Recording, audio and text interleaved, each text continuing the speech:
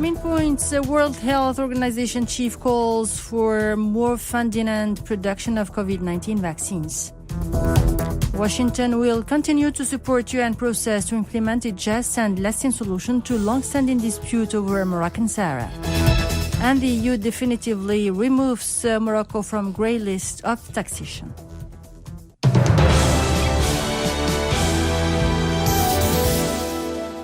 Good afternoon. Morocco recorded 108 new cases of the novel coronavirus over the past 24 hours, while 633 COVID-19 patients have recovered in the same period. 2,552,017 people have been vaccinated against COVID-19 so far, while 23,667 people have received the second dose of the vaccine. A total of 5 coronavirus-related deaths were registered in the past day.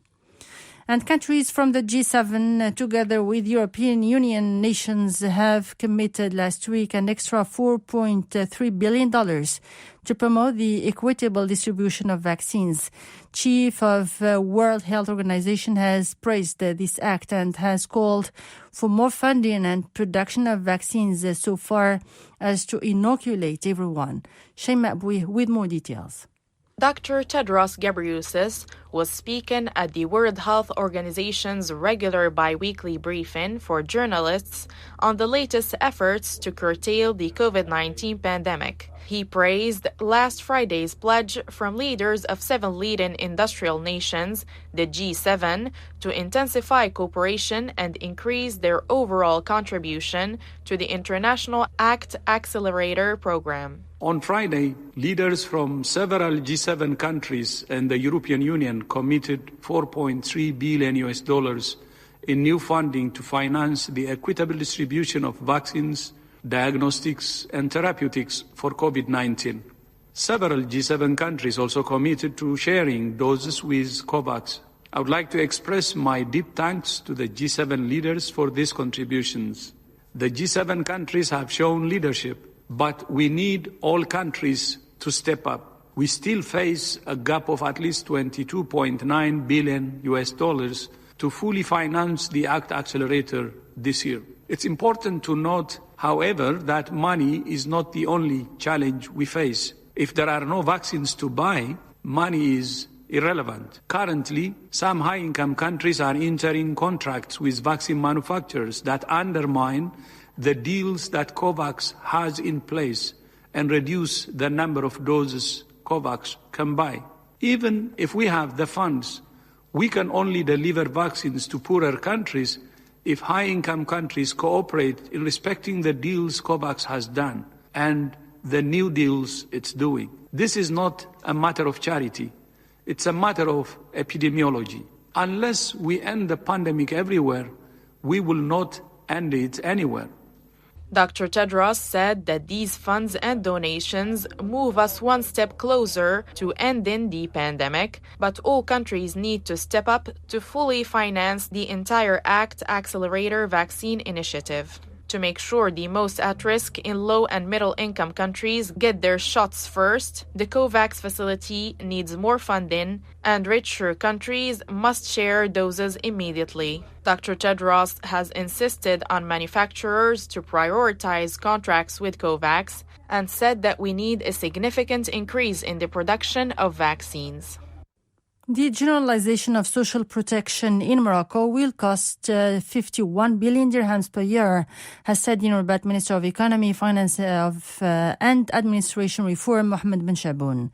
Presenting the framework bill relating to social protection before the Finance, Planning and Economic Development Committee at the House of Advisors, Ben Chaboun pointed out that this sum will be invested to fund basic compulsory health insurance, family allowances, the broadening of the base of members of the pension scheme, and access to compensation for loss of employment. The United States will continue to support the UN process to implement a just and lasting solution to the long-standing dispute in Morocco, has said the spokesperson at the U.S. Department of State. Asma Boueh has more.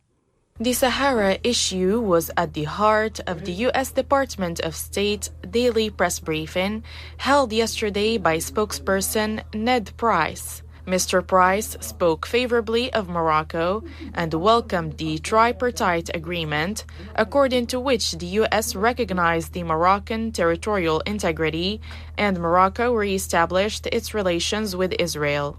The new U.S. administration has made it a clear statement on its position regarding the Sahara, confirming that it has no intention to reverse the decision of former President Donald Trump to recognize Morocco's sovereignty over the region. Spokesperson of U.S. Department of State Ned Price. I think what we have said broadly still applies. We welcome the new steps Morocco is taking to improve relations with Israel. The Morocco-Israel relationship will have long-term benefits for both countries. We will continue to support the UN process to implement a just and lasting solution to this long-standing dispute, the dispute in Morocco. We'll also support the work of the mission of the United Nations for the referendum in Sahara to monitor the ceasefire and to prevent violence in the area. The confirmation that there is no update regarding the decision will ease the worries of many Moroccans who feared that the new U.S. President Joe Biden would revoke his predecessor's move. As many experts have predicted, it seems that the Biden administration is fully aware of the importance of upholding such a historic decision. In recognition of the kingdom's efforts in terms of financial reforms and fiscal governance, the member states of the European Union have decided to permanently remove Morocco from the grey list of taxation.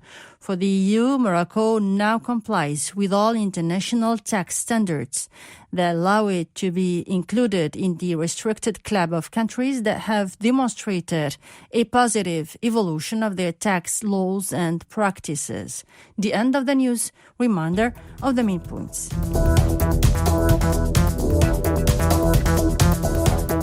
World Health Organization chief calls for more funding and production of COVID-19 vaccines.